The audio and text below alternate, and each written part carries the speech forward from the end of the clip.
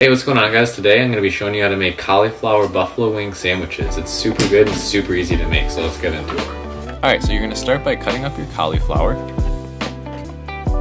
and then we're going to move on to the batter. So we got some flour, chili powder, cumin, paprika, black pepper, and then we're going to add 1 cup of almond milk and mix that all up into a nice thick batter. While you're doing this, you could preheat your oven to 450. I got my sidekick with me, always. And you're gonna want some parchment paper for this. You literally cannot do it without parchment paper. It's gonna stick. Look at Lacey showing some serious willpower. Good job, Lace. Got them all coated up really nice, and we're gonna head over to the oven.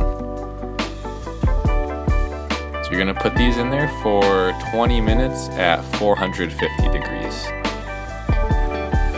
And once they're done, take them out, and this is the fun part, you get to put your sauce on them.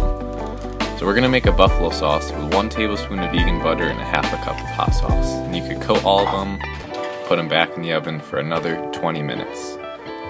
And that's it, guys. You're all set. Put them on a sandwich, eat them with just on their own. They're so good. Let me know what you think in the comments. Thank you for watching.